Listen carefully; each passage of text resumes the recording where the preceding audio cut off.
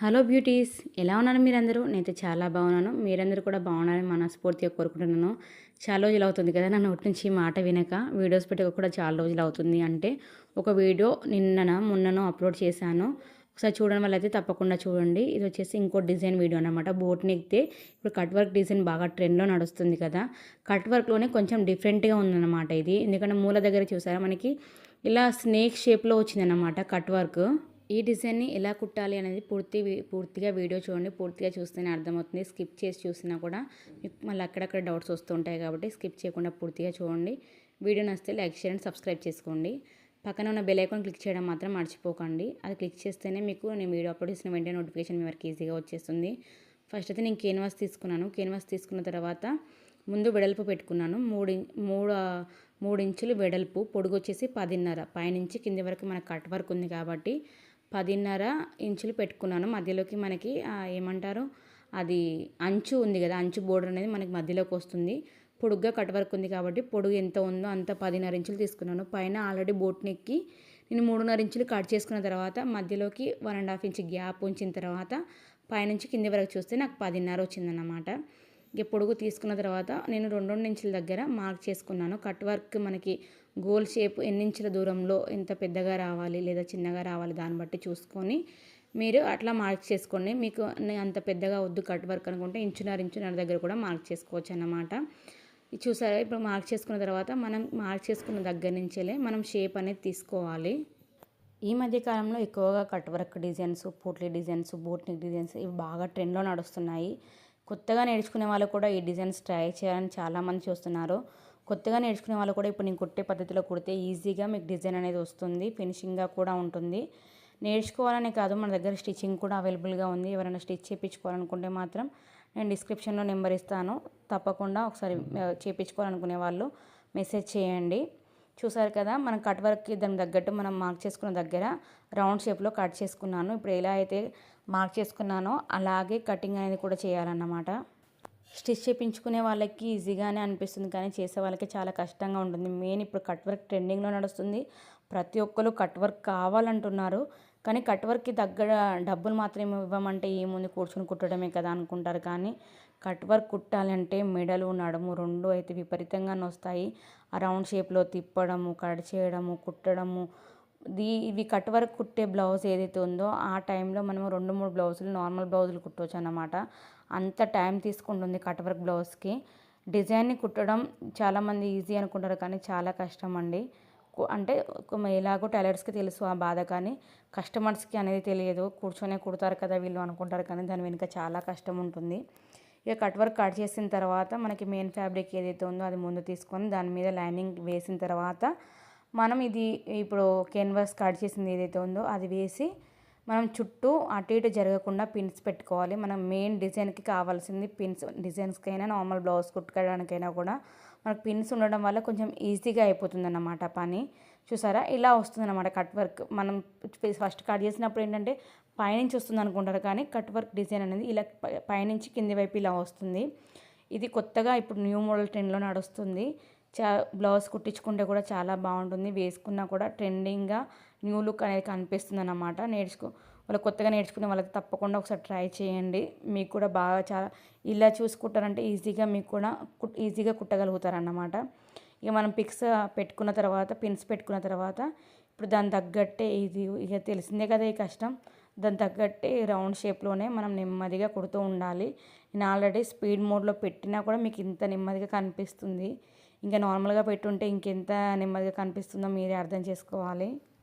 ఇక అలా రౌండ్ షేప్లో కుట్టుకున్న తర్వాత నేను వీడియోలో ఎంత అవుతుందని పూర్తిగా వీడియో పెట్టలేదు. మీకు ఆల్రెడీ ఐడియా వచ్చి ఉంటుంది నేను ఎలా కుట్టాను ఏంది అనేది. పాదాన్ని అటు ఇటు జరుపుకుంటూ మూల దగ్గర సూదిని కిందికి దింపుతూ ఆ గోల్ షేప్లోనే మనం కుట్టాలి. చూస్తుంటే మీకు అవపడుతుంది కదా, కనిపిస్తుంది కదా. నేను ఇక్కడ సూరత్లో ఉంటాను కాబట్టి కొంచెం లాంగ్వేజ్ నాది కొంచెం డిఫరెంట్గా ఉంటుంది. అటు తెలంగాణ కాదు, ఇటు ఆంధ్ర కాదు అన్నట్టు ఉంటుంది అన్నమాట నా లాంగ్వేజ్. కొంచెం అడ్జస్ట్ చేసుకోండి. ఇంకా బాగా చెప్పడానికి అయితే ట్రై చేస్తాను. అలాగే స్టిచ్చింగ్కి వీడియోస్ నేనే తీసుకోవాలి కాబట్టి కొంచెం అటు ఇటుగా అవుతుంది. అంటే పూర్తిగా కనిపించినట్టు ఉందన్నమాట. ఇప్పుడు ఈ వీడియో చూస్తేనే నాకు కూడా అర్థమవుతుంది. ఆల్రెడీ నేను కెమెరా సెట్ చేసుకుంటూనే ఉన్నాను కనిపించాలని చెప్పి, అయినా కూడా ఇందులో చూస్తే కనిపించట్లేదు. రౌండ్ షేప్కి కొంచెం ఒక పావించు గ్యాప్ ఇచ్చాను. పావించు గ్యాప్ ఇచ్చి కట్ చేశాను అన్నమాట.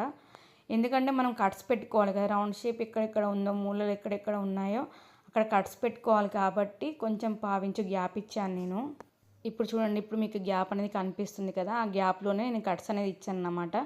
కట్స్ ఇచ్చుకున్న తర్వాత మనం క్లాత్ని, మధ్యలో ఉన్న క్లాత్ని ఇలా బయటికి తీస్తూ ఉండాలి. అలా బయటికి నీట్గా తీయాలి. తీసిన తర్వాత మనం ఐరన్ చేసుకుంటే మనకు పర్ఫెక్ట్ ఫినిషింగ్ అనేది కనిపిస్తుంది. మనం కట్ వర్క్ డిజైన్ కుట్టినప్పుడు ఏంటంటే ముళ్ళ దగ్గర ముడతలు వస్తూ ఉంటుంది. అలా ముడతలు కనిపించకుండా ఉండాలంటే ఐరన్ మాత్రం కంపల్సరీ. మనకు ఫినిషింగ్ ఉండాలంటే కుట్టే దాంట్లోనే కాదు, ఐరన్ చేయడంలో కూడా మనకు ఫినిషింగ్ అనేది ఎక్కువగా తెలుస్తుంది. చాలామంది టైలర్స్ బుటిక్స్లలో ఇదే చేస్తుంటారన్నమాట. కొంచెం కుట్టగానే ఐరన్ చేస్తుంటారు. కొంచెం కుట్టగానే ఐరన్ చేయడం వల్ల ఏంటంటే మనకు ఫినిషింగ్ కరెక్ట్గా కనిపిస్తుంది. అది ఫిట్టింగ్ కూర్చుందా లేదా పక్కన పెడితే చూడగానే అరే బాగుంది బ్లౌజు అనేటట్టు కనిపిస్తుంది అన్నమాట. కాబట్టి ప్రతి ఒక్క టైలరు ఐరన్ చేస్తేనే మనకి ఫినిషింగ్ అనేది కనిపిస్తుంది. కాబట్టి కొంచెం టైం టేకింగ్ ప్రాసెస్ అయినా కూడా ఐరన్ చేస్తేనే కస్టమర్స్ అనేది హ్యాపీగా ఫీల్ అవుతారు. ఇక కట్ వర్క్ అయిపోయిన తర్వాత నేను మధ్యలోకి అంచు వస్తుందని చెప్పాను కదా, ఆ అంచు కూడా నాకు కొంచెమే మిగిలిందన్నమాట. ఆ మిగిలిన దాన్ని మధ్యలోకి జాయింట్ పెట్టి ఇక మనం పట్టీలాగా రెడీ చేసుకుంటున్నాను. ఆ జాయింట్ పెట్టిన దగ్గర ఏంటంటే బటన్స్ వస్తాయి కాబట్టి జాయింట్ కూడా కనిపించదు. అది ఒక ప్లస్ పాయింట్ అని చెప్పుకోవాలి నాకు. ఇక చూసారు కదా, ఫస్ట్ జాయింట్ పెట్టి తర్వాత ఫినిషింగ్ కుట్టించి మళ్ళీ మలిచి కుట్టి మొత్తం చోరస్గా అటు ఇటు కదలకుండా, క్లాత్ కదలకుండా కుట్టేసుకొని దాన్ని సమానంగా కట్ చేసుకుంటున్నాను. కట్ చేసుకున్న తర్వాత ఇప్పుడు మనం ఏదైతే కట్ వర్క్ మనం రెడీ చేసామో ఆ రెడీ చేసిన దాన్ని దీని మీద పెట్టాలి. అయితే ఫస్ట్ నేను కుచ్చుల్లాగా పెడదాం అనుకున్నాను కానీ ఆ పట్టి ఉన్నదే కొంచెం ఉంది. కుచ్చుల్లా పెడితే ఇంకా తక్కువ అయిపోతుంది, కస్టమర్ గల్ల పెద్దగా అవుతుంది అని అంటారేమో అని చెప్పి కుచ్చుల్లా అంటే అయితే ఏం పెట్టలేదు.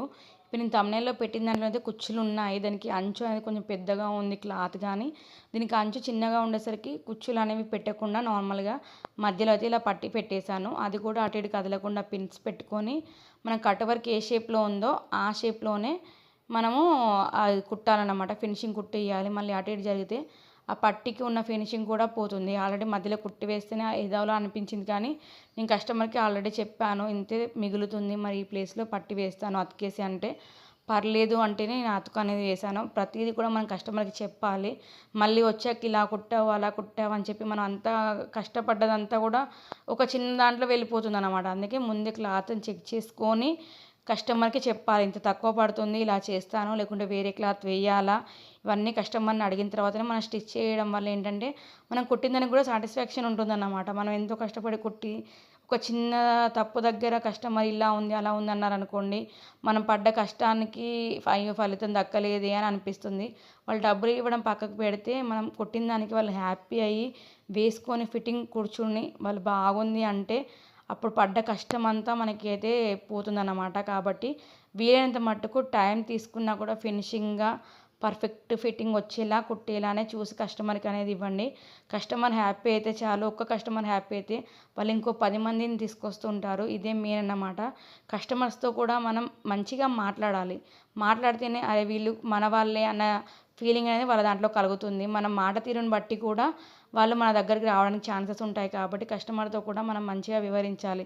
వాళ్ళు ఎన్నన్నా కూడా ముఖం మీద ఒక చిరునవ్వునైతే ఉంచుకోవాలి అంతే. ఇక టైలర్స్కి అంతకుమించి వేరే ఆప్షన్ ఉండదు. టైలర్స్కి కాదు, ప్రతి ఒక్క బిజినెస్ చేసే వాళ్ళకైనా కూడా ఇదే అన్నమాట. బిజినెస్ చేసే వాళ్ళైనా ఉద్యోగాలు చేస్తే అక్కడ బాస్ ఏదంటే అది పడాలి, బిజినెస్ చేస్తే కస్టమర్స్ ఏదంటే అది పడాలి. ఇది అందరికీ వచ్చింది అన్నమాట. ఇక లాస్ట్లో ఇది అయిపోయిన తర్వాత మధ్యలోకి అలా బటన్స్ పెడతాను అన్నమాట. బటన్స్ పెట్టడం వల్ల ఏంటంటే అతుకు వేసింది కొంచెం కవర్ అయిపోతుంది. చూసారు కదా డిజైన్, మీకు ఎలా అనిపించింది ఏంటి అని తప్పకుండా కామెంట్ చేయండి. వీడియో నచ్చితే లైక్ చేయండి, షేర్ చేయండి. ఇలాంటి మరిన్ని వీడియోస్ కోసం మన ఛానల్ని సబ్స్క్రైబ్ చేసుకోవడం మాత్రం అసలు మర్చిపోకండి. సబ్స్క్రైబ్ చేసుకున్న వెంటనే పక్కన బెల్ ఐకాన్ ఉంది కదా, అది క్లిక్ చేస్తే నేను వీడియో అప్లోడ్ చేసిన వెంటనే నోటిఫికేషన్ మీ వరకు ఈజీగా వచ్చేస్తుంది. Thank you for watching.